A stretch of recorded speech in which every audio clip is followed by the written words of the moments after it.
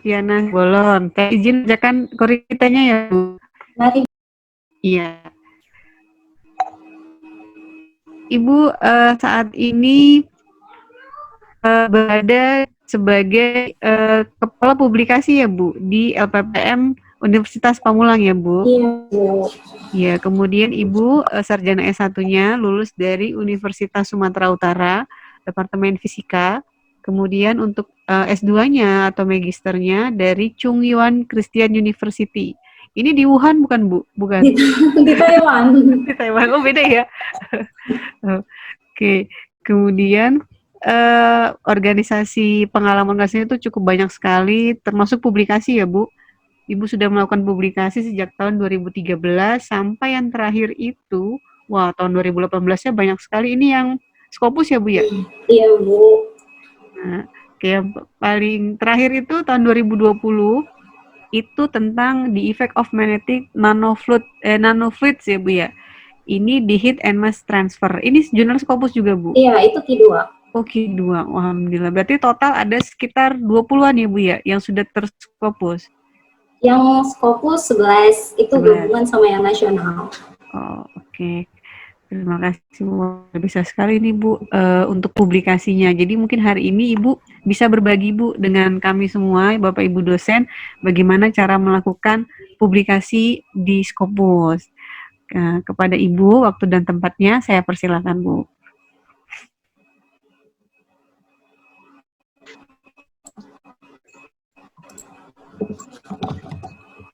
Bu Sylvia. Ya, Assalamualaikum warahmatullahi wabarakatuh. Waalaikumsalam warahmatullahi wabarakatuh.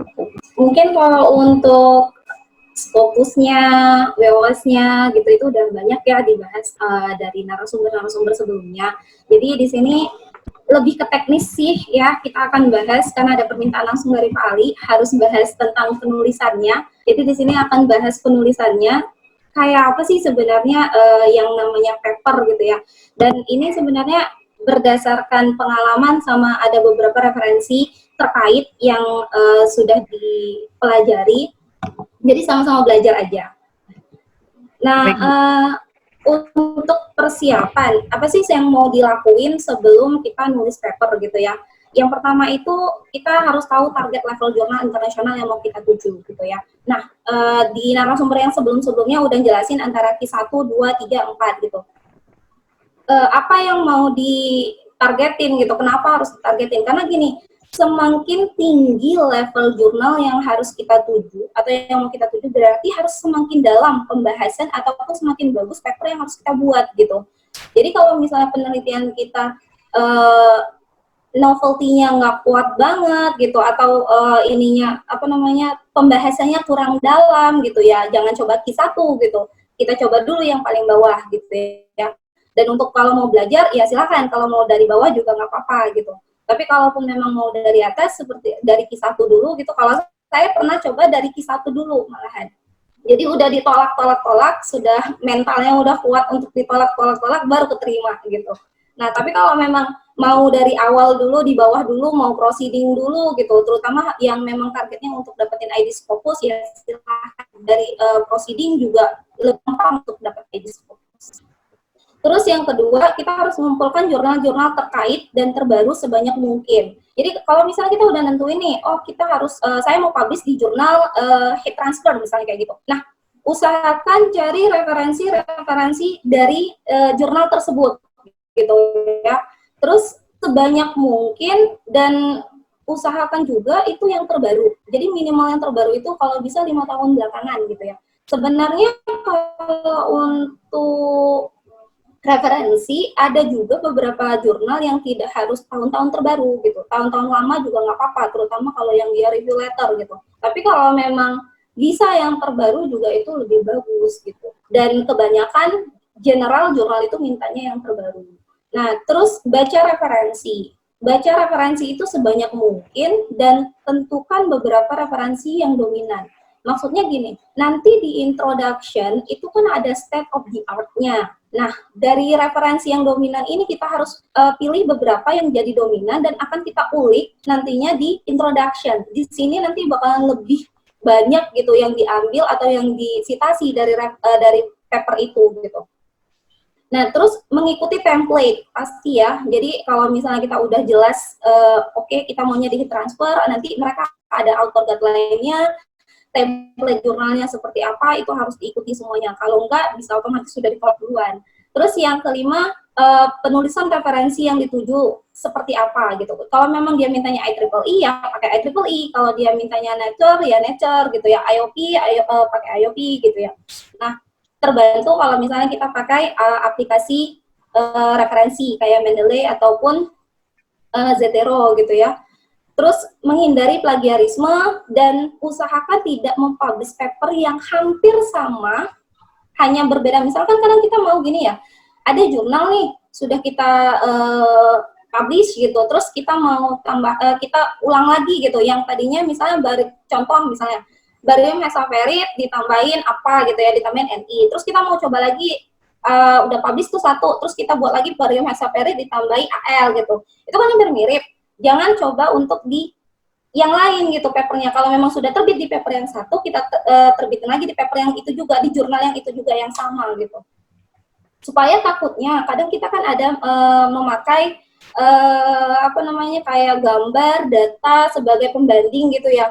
Nah, itu tidak dianggap plagiat nantinya kalau sempat kita ambil di paper yang kita publish di jurnal yang lain gitu. Karena pernah kejadian waktu itu saya masih join di LIPI ya. Kebetulan ada mahasiswa yang menulis paper dan dia memakai paper dari dosennya dan paper dia juga sebenarnya, karena sama-sama menulis waktu itu di paper yang mau kita terbitkan. Ternyata si publisher itu langsung mengklaim bahwa kita plagiat gitu, karena dianggap kontributor utama dan penulis pertama itu bukan si mahasiswa yang lagi kita bimbing gitu, sehingga ada punishment, mereka minta denda, sampai ada keterangan bahwa si dosen yang kita pakai papernya dengan datanya itu, maksudnya kita citasi datanya, itu mengizinkan dan memang dia tuh salah satu yang bisa ada kontributor besarnya gitu, jadinya dikasih gitu, tidak ada punishment dan tidak dianggap plagiat. Jadi hati-hati juga untuk di sana. Terus apa yang harus dipikirin lagi gitu? Yang pertama itu juga harus sangat mengikuti yang namanya etika publikasi. Jadi plagiarisme itu penting ya. Alhamdulillah kan kalau untuk di Unpam udah ada Turnitin. Jadi usahakan kita harus cek Turnitin juga gitu ya. Terus untuk plagiarisme ini masih banyak ya, karena saya masih ketemu sama jurnal-jurnal teman-teman kita di Unpam gitu ya, yang kalau kita mau citasi itu ngambil tuh gitu satu paragraf copy paste gitu, harusnya nggak boleh gitu ya, yang kayak gitu tuh nggak boleh. Terus data publication, seolah-olah tuh kita pengen bagus nih hasilnya, diusahain sebisa mungkin bagus, padahal itu nggak hasil dari eksperimen gitu, jadi hanya diolah-olah supaya masuk gitu, itu sama aja kayak bohong gitu ya, itu nggak boleh gitu. Terus ada yang namanya redundant publication. Redundant publication ini ada dua. Pertama duplicate langsung seperti yang tadi saya bilang, yang udah pernah yang dari orang kita langsung citasi aja, ambil tanpa membuat narasi baru gitu. Atau punya kita yang udah kita terbitin lagi, itu juga duplicate langsung ya. Lalu yang kedua itu ada salami publication. Salami publication itu lebih kayak kita meng-keep beberapa yang untuk dipublish nantinya gitu ya. Nah, untuk yang ini sebenarnya masih banyak sih peneliti kita atau dosen kita yang ngelakuin gitu ya, walaupun sebenarnya itu tidak sejalan dengan etika publikasi.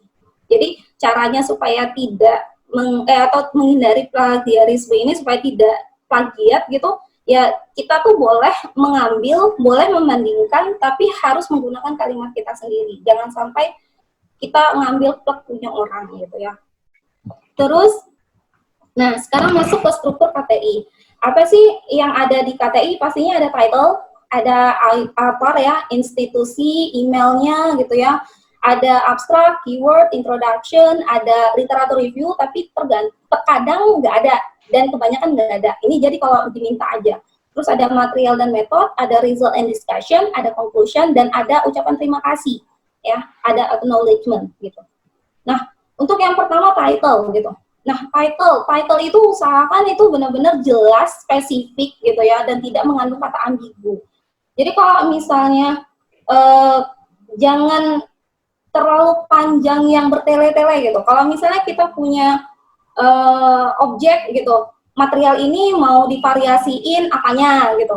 Terus akan berpengaruh dengan apanya. Kalau misalnya dia efek temperatur, ya efek temperaturnya. Kalau misalnya efek dari kalau di kita itu pH-nya gitu ya, kalau untuk kimia gitu, ya langsung aja gitu, apa yang dicari, apa yang dibahas, itu yang langsung dimasukin ke dalam title. Jadi nggak usah pakai study on, investigation, atau analysis of effect of temperature gitu, nggak usah terlalu berbelit-belit, langsung to the point aja, kalau untuk yang title gitu. Lalu, nah, untuk yang author gitu ya, author tadi udah banyak dibahas ya, untuk author, co-author gitu. Nah, biasanya itu untuk yang paling banyak kontributor itu di author pertama sama di yang paling terakhir kalau di internasional. Jadi kalau kayak nggak harus profesor yang di terakhir, tapi kalau misalnya dia banyak kontributornya, biasanya dia malah ditaruh di akhir gitu ya. Nah, terus untuk ketentuannya itu harus balik lagi ke author guideline-nya. Nanti kita lihat lagi template-nya. Mereka mintanya gimana? Ada yang dia namanya disingkat, ada yang dia nama di tengah, nama di awal disingkat, nama di akhir yang enggak gitu. Ada yang depan belakangnya dibuat aja tapi dibalik gitu. Ada yang dibuat aja begitu aja nggak apa-apa gitu, dipanjangin aja. Jadi itu tergantung. Dilihat lagi dari template-nya mintanya seperti apa. Terus penulisan nggak perlu pakai gelar, jadi nggak pernah yang namanya ada penulisan nama pakai gelar gitu ya. Terus kalau untuk penulisan institusi itu harus sama. Kalau memang mau menonjolkan, misalnya kayak saya di Mechanical Engineering gitu, ya dibuat aja Department of Mechanical Engineering, terus di koma Pamulang University gitu, atau Universitas Pamulang, it's okay gitu. Tapi jangan nanti tiba-tiba Mechanical Engineering of Pamulang University, jangan begitu gitu ya. Jadi karena nanti yang ke tracking itu biasanya yang paling belakang gitu, lembaga besarnya. Dan kalau misalnya udah kejadian gimana? Kebetulan ada teman yang seperti itu, bisa tetap diklaim supaya H-index-nya jadi 1 gitu ya.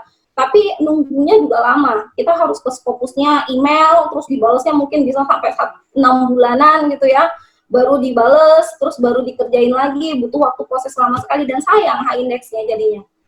Terus usahakan menggunakan email dosen gitu ya, kalau untuk kampus kita.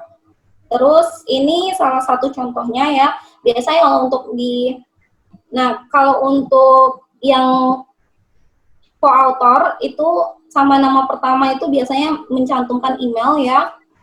Nah, terus di sini kalau misalnya ini, kan banyak nih, dia pakai departemennya dimunculin, fakultasnya dimunculin, habis itu baru dia pakai lembaga Universitas Jakarta atau Gajah Mada atau apapun lah gitu ya.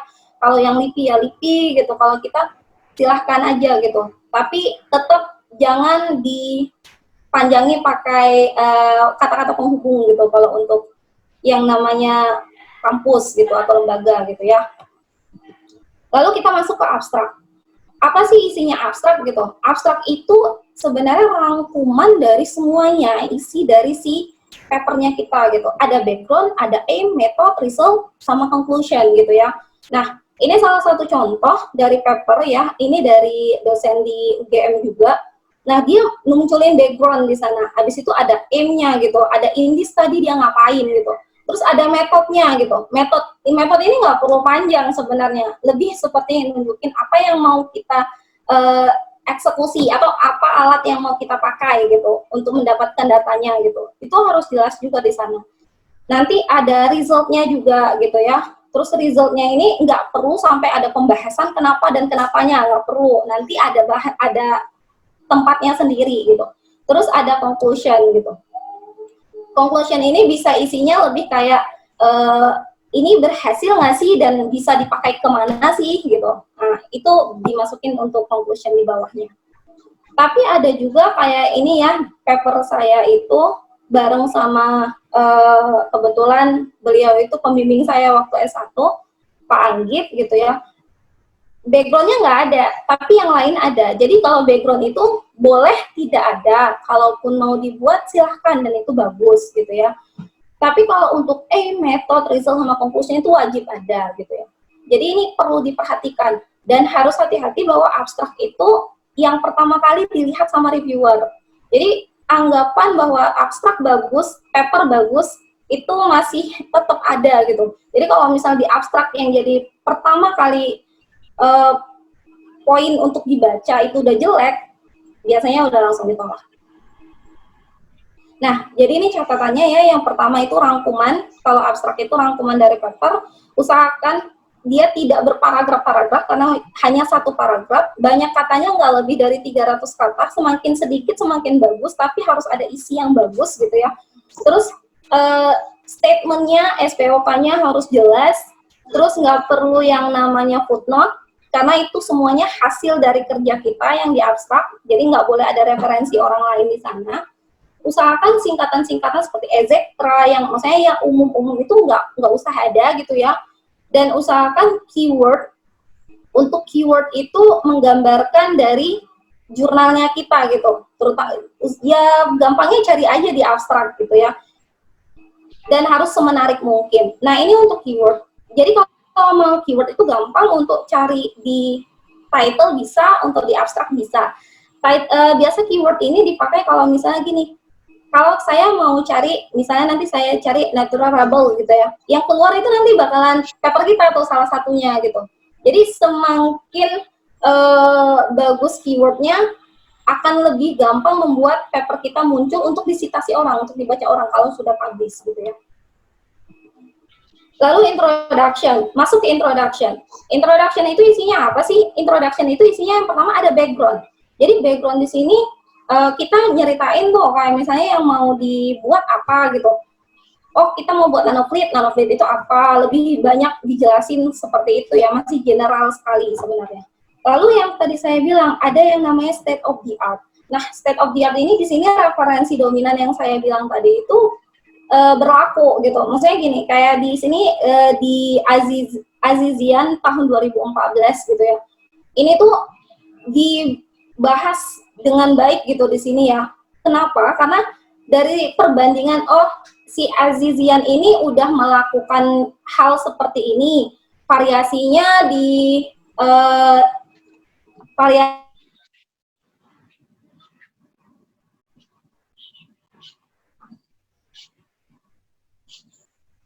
Bu Silvi, suaranya mungkin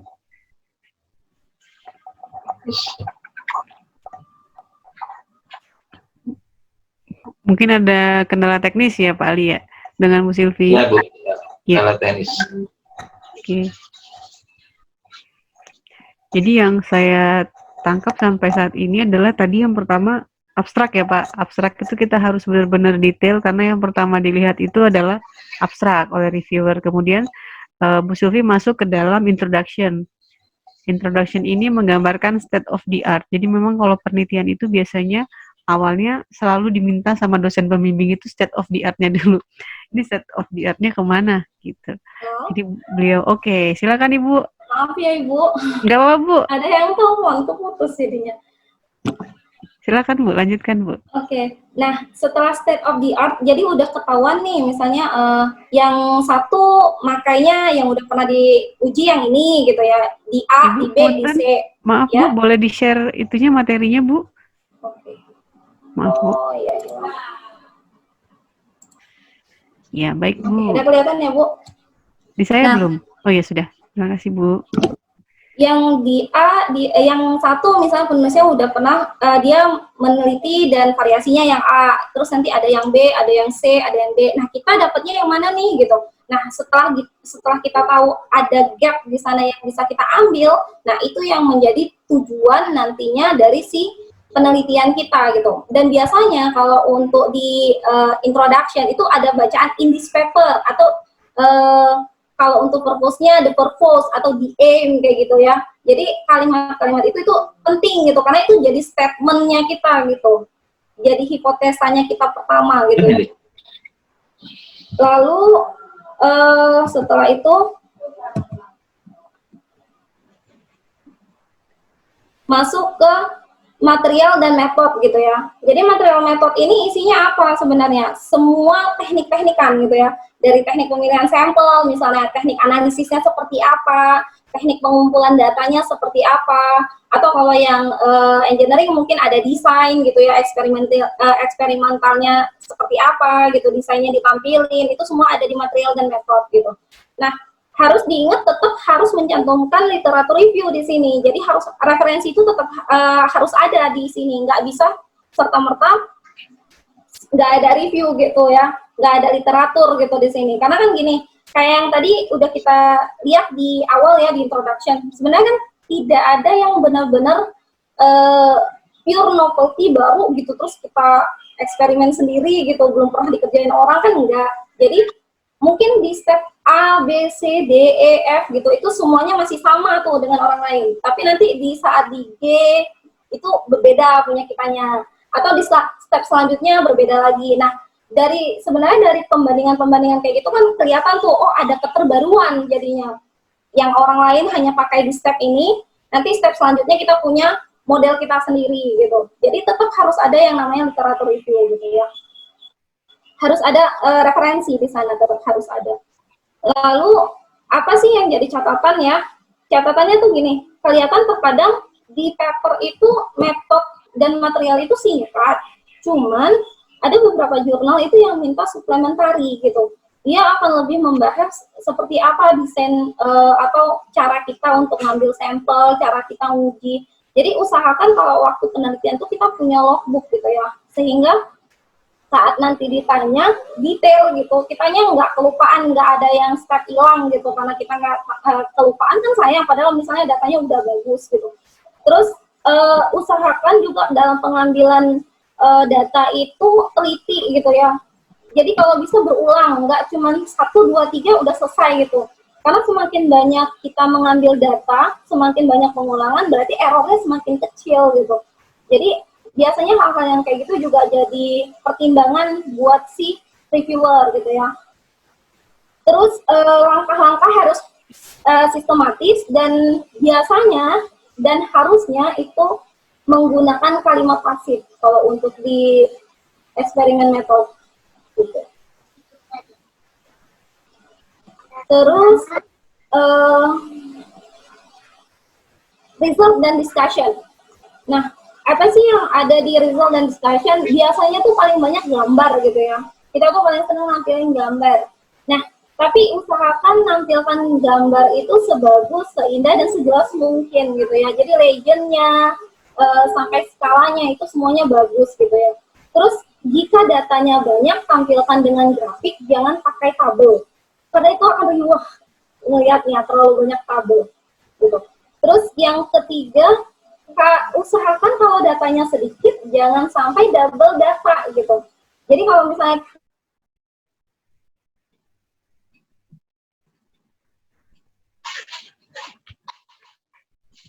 Bu Silvi. Dengan data yang ulang. Oh iya, siap.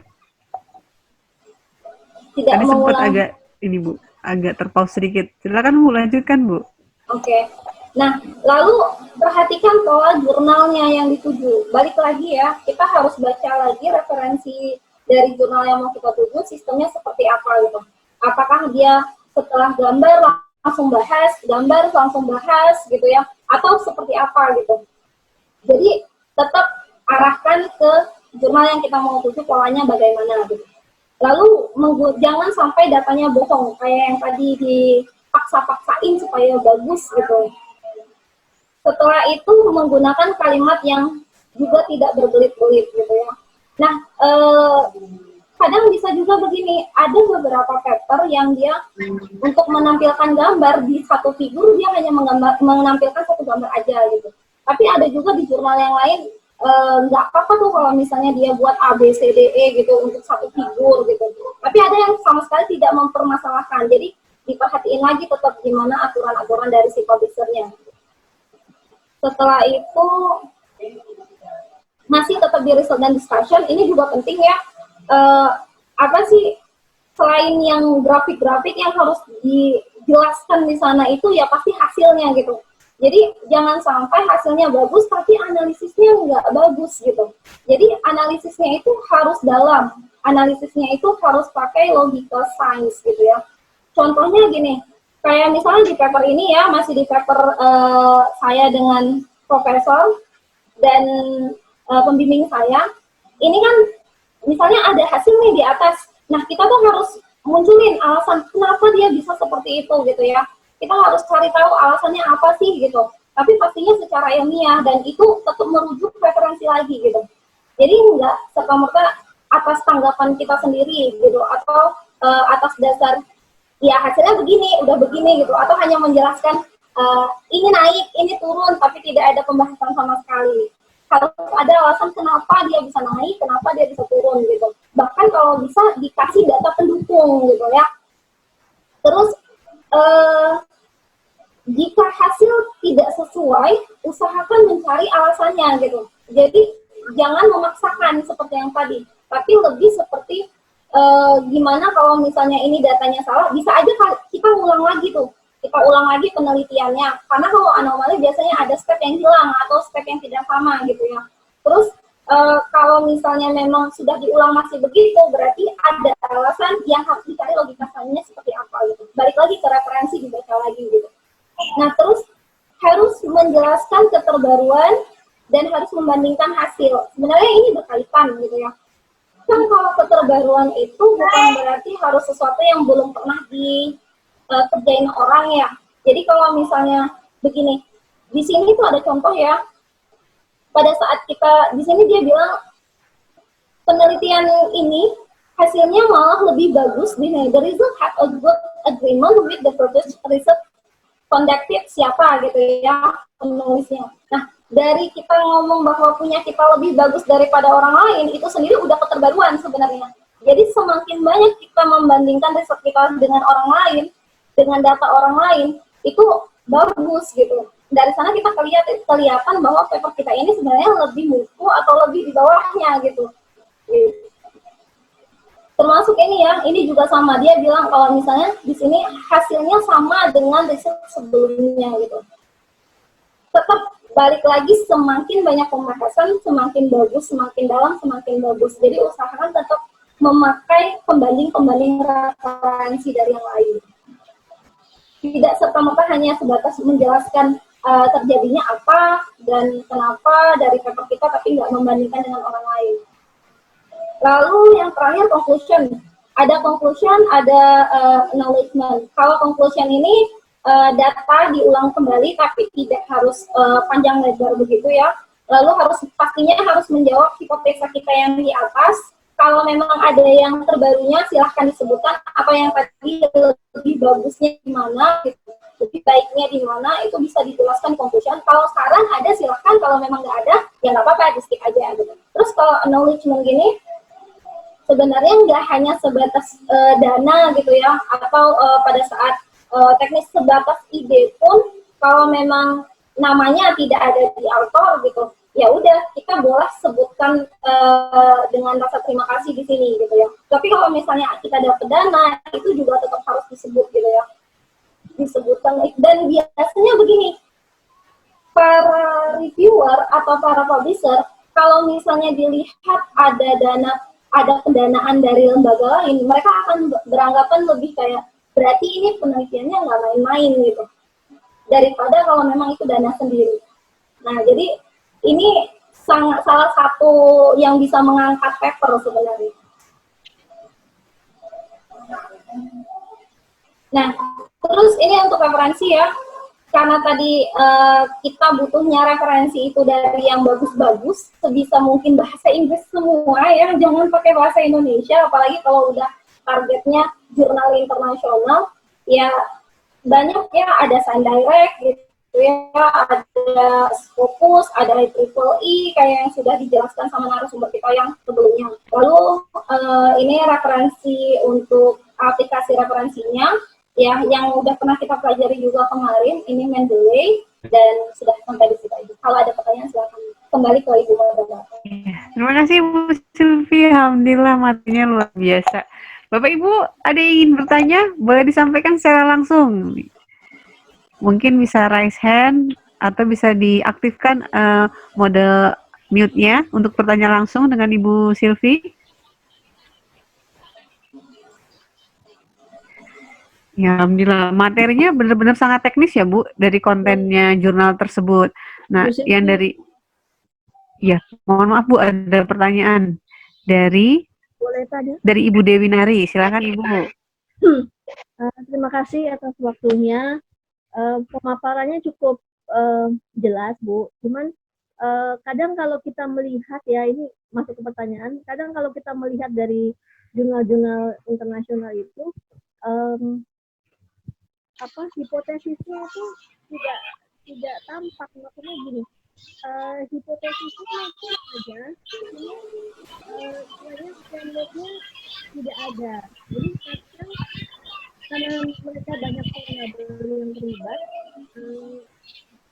bagaimana caranya supaya kita benar-benar bisa melakukan framework mereka itu secara benar sesuai dengan hipotesis. Ibu Dewi, mohon maaf Bu, suaranya kurang jelas. Bisa diperjelas Ya. Bu?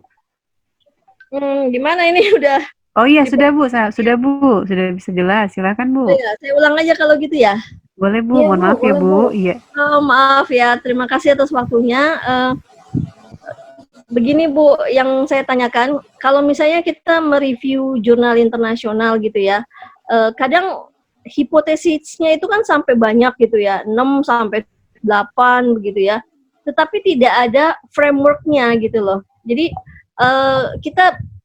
kita hanya bisa bayangkan dari hipotesis yang mereka tampilkan. Nah, itu bagaimana, karena saking banyaknya variabel, bagaimana caranya supaya kita kan bisa melihat frameworknya itu kan lebih mudah ya dibanding kalau misalnya kita membaca dari analisis narasinya gitu Bu. Jadi gimana tipsnya supaya hipotesis misalnya ada 8, terus kita buat frameworknya mereka, karena biasanya di jurnal itu jarang ada yang menyertakan frameworknya gitu Bu. Terima kasih.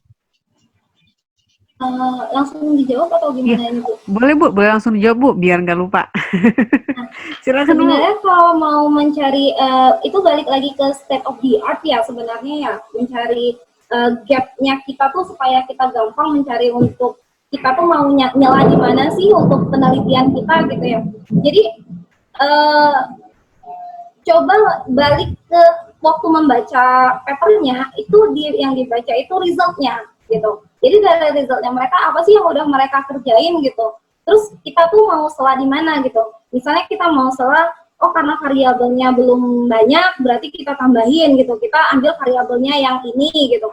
Atau mungkin variabelnya berbeda, jangan pakai variabel yang sama, kita tambahi dengan variabel yang lain gitu.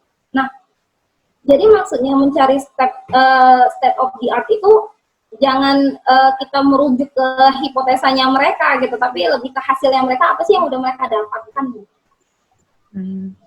Jadi kalau ingin membaca jurnal atau mereview itu kita fokus ke hasilnya dulu ya Bu ya? Kalau untuk pertama pasti abstraknya. Abstraknya. Iya, abstraknya sesuai nggak sama apa yang mau kita kerjain ya, gitu, iya. Baik, terima kasih Bu Silvi. Selanjutnya ada pertanyaan dari Pak Rifkan. Pak Rifkan ingin disampaikan secara langsung. Pak Rifkan? Pak Rifkan hadir? Atau saya izin menyampaikan untuk dibacakan ya Pak Rifkan ya. Punten Pak. Bu, maaf Bapak Ibu pimpinan, bolehkah bertanya mengenai publikasi internasional khususnya Scopus? Apa diperbolehkan oleh reviewernya mensitasi hasil penelitian dari jurnal lokal maupun nasional? Karena biasanya kan dalam satu objek penelitian bisa dijadikan referensi. Nah, gimana nih Bu Silvi? Boleh nggak jurnal internasional sitasi jurnal nasional gitu ya? Boleh aja kalau dia misalnya dia sudah terindeks Sinta gitu. Jadi tetap sudah, karena gini, pada saat kita mau naik, kalau bisa loh ya malahan, pada saat kita mau targetin di level Q3 nih, misalnya papernya kita, itu referensi kita itu malah jangan di Q3, kalau bisa tuh di Q1-nya atau di Q2-nya gitu, cari referensinya malah di atasnya gitu. Iya, bukan di bawahnya, sebisa mungkin seperti itu. Dan seperti tadi yang sudah pernah yang dibilang narasumber sebelumnya, bahwa pada saat di Scopus pun itu yang ditampilkan itu hanya sebatas abstrak dan referensi gitu. Jadi referensi ini penting sekali sebenarnya. Jadi sebisa mungkin cari yang paling baru dan di atas levelnya dari jurnal yang mau kita tuju. Halo? Nih, Pak Rifkan baru... Iya, baru on. Iya, begini, tadi saya bacakan. Lanjut, nggak Pak. apa-apa. Iya. Baik, sebenarnya ini pertanyaan untuk semua narasumber tadi ya. Jadi saya di akhir. Jadi kalau misalkan kita dalam sebuah penelitian, terkadang kan tidak hanya dalam satu objek penelitian, misalnya katakanlah kita penelitian dalam ilmu pangan, ya kan?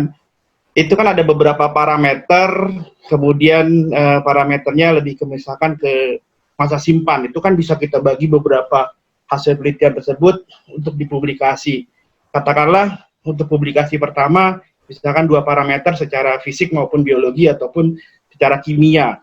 Terus kemudian kita publish di jurnal nasional ya, bisa terindeks Sinta ataupun jurnal lainnya gitu yang nasional. Kemudian kita sisanya misalkan untuk yang masa simpan dalam jangka waktu beberapa hari, ini kan bagus nih datanya, kemudian kita ingin publish secara internasional, tapi dasar informasi penelitian itu berdasarkan penelitian kita yang sudah dipublikasi di nasional. Salah satunya kita jadikan referensi, walaupun memang pada dasarnya banyak nantinya referensinya dari jurnal-jurnal internasional, baik itu dari Q1, Q2 ataupun Q3. Itu sebenarnya gimana sih Bu permasalahannya?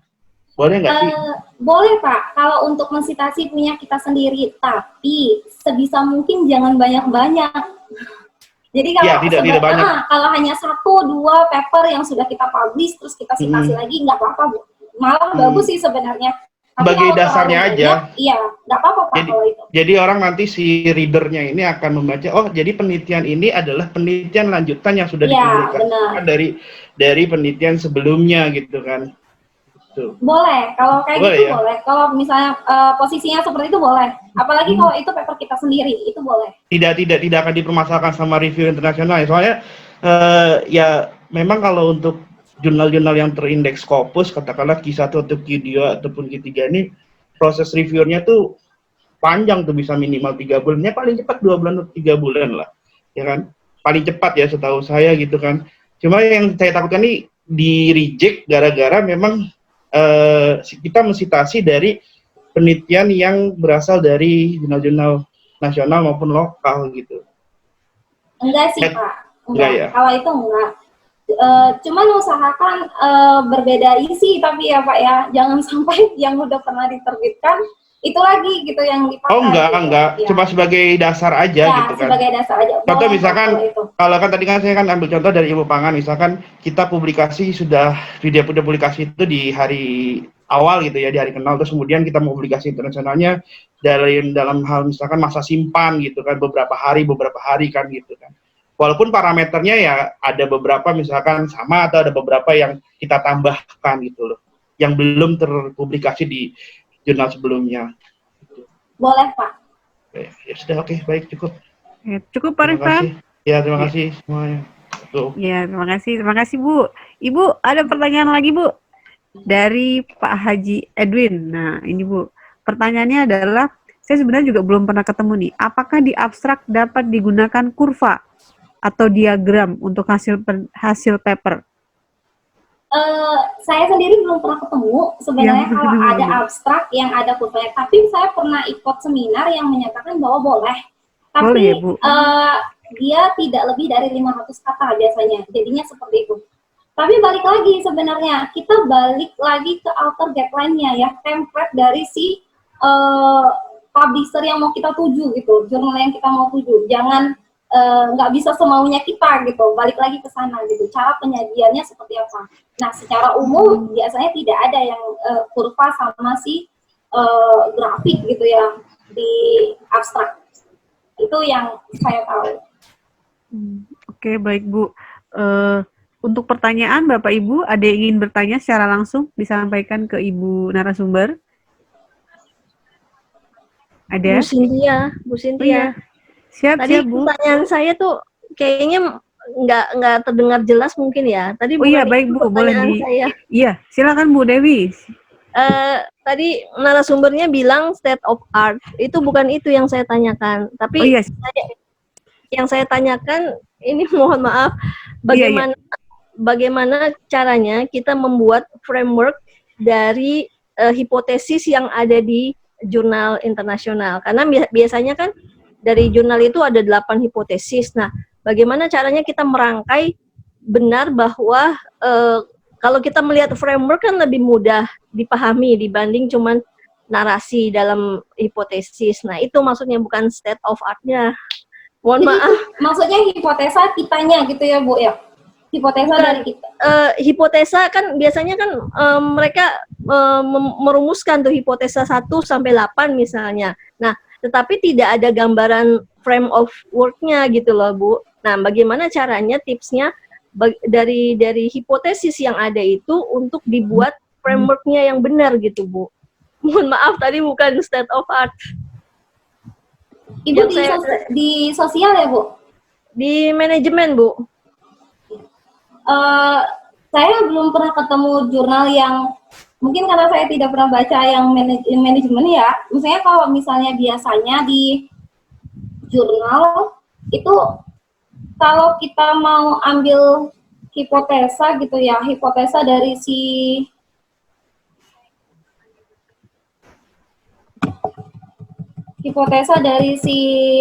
referensi gitu ya. Nah, itu kan biasanya kita pakainya malah untuk ini di introduction. Ya, nggak lebih dari situ gitu ya. Terutama atau kalau nggak ya jatuhnya balik ke di metodologi atau enggak di result sebagai pembanding gitu. Jadi kalau misalnya kita mau ambil frameworknya mereka gitu, artinya kan mau kita bahas nantinya untuk jadi state of the art-nya di introduction kita. Maksud saya begitu, Bu. Iya. Ya kan? Yang nggak ada itu adalah frameworknya, Bu. Yang ada kan hipotesis mereka. Misalnya ada 8 gitu ya. Terus kita mau buat frameworknya dia apa sih biar nanti kita bisa menjadi referensi kita itu tadi. Ya itu, balik lagi.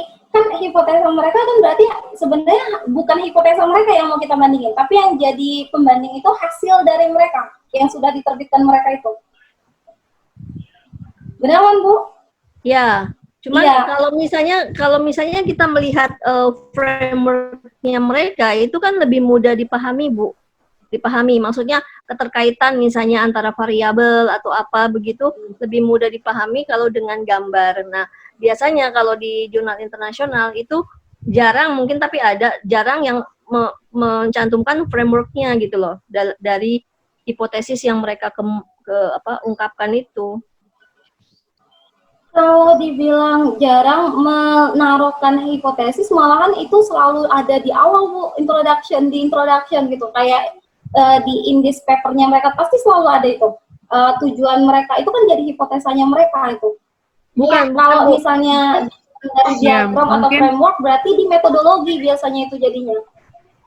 Iya, bukan hipotesisnya mereka nggak ada, maksud saya dari hipotesis yang mereka ungkapkan di jurnal itu bagaimana caranya tipsnya supaya kita bisa bikin framework yang mereka buat gitu loh. Karena biasanya gambar frameworknya tuh jarang ada dalam jurnalnya gitu, Bu. Mungkin Bu, sedikit ya Bu, biasanya memang kalau jurnal sosial humaniora terkadang memang frameworknya tidak dicantumkan. Tapi mungkin sedikit aja Bu, kalau saya salah mungkin bisa bantu sedikit. Biasanya tuh Bu dari penelitian terdahulu yang melandasi hipotesis Bu. Biasanya kita mengambil dari penelitiannya itu apa, kemudian kita urutkan. Nanti kira-kira kesimpulan akhirnya apa, sehingga dia bisa menghasilkan sebuah hipotesis. Biasanya yang kami atau pernah saya lakukan seperti itu, baca jurnal internasional, tidak ada frameworknya, tapi saya lihat dasar penelitian terdahulunya nih. Nah, kira-kira seperti apa itu saya urutkan nanti menggunakan tabel. Jadi saya kelihatan nih nanti akan buat framework yang seperti apa. Atau misalnya apakah dia pakai intervening atau dia pakai moderating. Nanti kita bisa cek lagi dari bahasa mereka. Apakah ada bahasa memperkuat atau memperlemah. Bisa seperti itu sih Bu. Tapi kalau saya salah mohon dikoreksi Bu Silvi. Biasa saya kalau buat Iya, framework dari itu hipotesi seperti balik itu. lagi ke gap sebenarnya. Kita mau mencari Iya, gapnya di mana gitu sebenarnya. Yang dari yang sudah pernah dikerjain sama orang penelitian lain. Makanya, sebelumnya benar. makanya yang dilihat itu pertama kalau memang ini ya dari resultnya mereka, dari hasilnya mereka seperti apa. Setelah itu kalau kita lihat lagi, dan biasanya kan gini, di setiap paper itu kan mereka punya referensi lagi. Dari mereka itu juga punya state of the art-nya lagi gitu. Ya balik Iya. lagi, baca lagi ke sana. Jadi kalau untuk mencari referensi itu sebenarnya nggak susah gitu. Kenapa? Karena dari satu paper aja kita bisa rujuk, balik lagi lihat ke referensi mereka, dan referensi mereka gitu. Untuk mencari gapnya kita tadi gitu. Iya, mungkin Bu Dewi gimana Bu? Ada tambahan Bu? Mohon maaf ya Bu. Iya, iya, sudah cukup jelas. Terima kasih. Iya. Beneran nih Bu, beneran jelas nih Bu. Enggak, memang kalau kayak begitu memang kan kalau kita membaca satu jurnal memang tidak bisa hanya membaca jurnal itu, tapi kita Benar. membaca referensi yang Apa mereka jurnal? pakai. Jadi memang bisa kemana-mana itu harus dibacanya. Siap Bu. Berarti sudah clear ya Bu? Insya Allah ya Bu. Ya, Ya, Terima terima kasih kasih. Bu Dewi. ya Ya. terima kasih. Ibu, Bapak Ibu, ada pertanyaan selanjutnya? Atau ada yang ingin bertanya langsung? Sudah mendekati waktu asar. Biasa sudah mulai, ibu-ibunya sudah mulai mau siap-siap. Saya Bu, Sinta. Silakan Pak. Ya, Pak ingin Gadang. menambah. Waduh. Enggak, hanya menambahkan aja, Oh iya, menambahkan yang. menambahkan ya. Terima kasih Pak. Ya, Ya, silakan terima Pak. kasih. Ya, jadi gini ya Pak, untuk yang apa namanya, yang self citasi ya, self citation, gitu ya, self citation.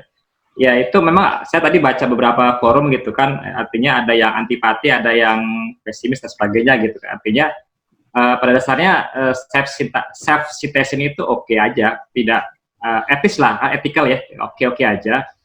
Karena memang itu ini untuk merujuk dari penelitian kita sebelumnya gitu kan, yang korelasi ya, yang memang dia tuh korelasi ya, related lah tuh sebelumnya kan, player tuh ini kan. Tapi ada juga yang memang ini tanda kutip peneliti dosen itu yang ya mau hubung-hubungkan gitu loh, karena itu bukan penelitian sebelumnya gitu loh. Ada kayak gitu, ada seperti itu kan, agar supaya citasnya itu meningkat. Nah itu yang etis. Nah ada juga seperti itu. Jadi kadang-kadang juga ada gitu peneliti atau dosen ya yang sengaja itu memang bukan penelitian sebelumnya, tapi dia itu makalah dia betul, cuman dia dipaksakan untuk disitasi. Nah itu nggak etis, itu nggak boleh sebenarnya, nggak boleh. Nah itu reviewer tuh bisa aja ngecek, artinya kalau dia, oh ya si Gadang itu ini siapa nih, kok penelitian tentang apa nih, manajemen misalnya kan, oh ini kok masuk ke material, nah cek, oh ternyata nih, itu yang mungkin nanti akan lower dia kan gitu, akan berkurang nanti kan seperti itu. Nah itu yang nggak boleh, artinya oke, substansi oke, tapi dia harus related to prior ini kan sebelumnya kan. Kalau misalnya dipaksakan itu tidak oke, itu yang nggak etis, tidak etis untuk etika penulisan itu tidak etisnya, itu yang satu. Terus yang kedua juga mungkin untuk menambahkan lagi dari Mbak Sylvie kan, memang untuk kita saat kita mau submission dari paper pasti nanti ada jurnal yang harus buat namanya cover letter. Nah, apa tuh cover letter? Mungkin kalau Mbak Sylvie ngerti ya cover letter ya, ngerti ya. Mungkin teman-teman belum ngerti apa sih cover letter gitu. Taunya ya udah, saya draft manuskrip udah langsung aja gitu. Padahal kok ada lagi nih tahap berikutnya. Oh, bikin cover letter. Apa ya cover letter? Nah, itu harus kita belajar gitu kira-kira. Apa sih cover letter? Itu surat pengantar ya.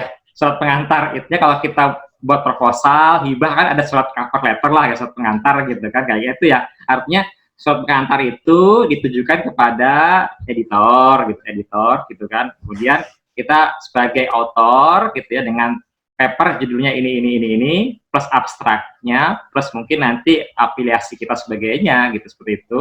Nanti kita ya itu basa-basi lah, artinya kita buat semacam introduction ke mereka kan, itu yang harus ada cover letter.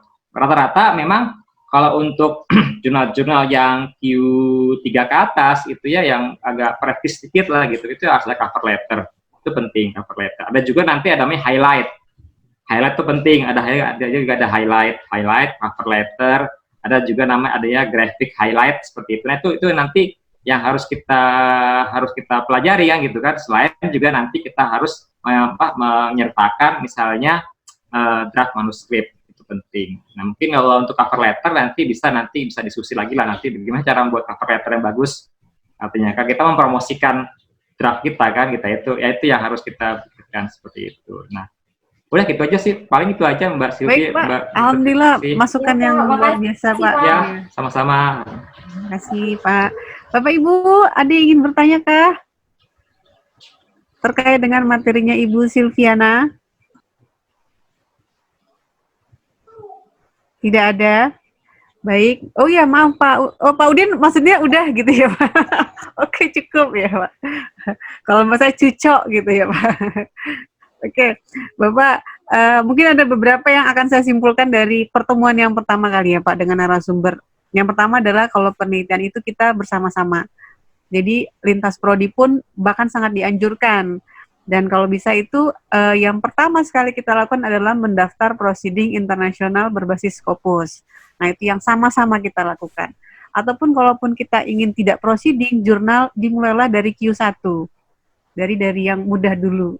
Tapi kalau bisa nanti citasinya Q1, maksudnya referensinya ambil yang dari Q2 ke atas. Jadi biar proyeknya lebih baik. Nah, kemudian referensi, gunakan 5 tahun terakhir dan manajemen datanya menggunakan Mendeley karena mereka satu organisasi dengan Scopus.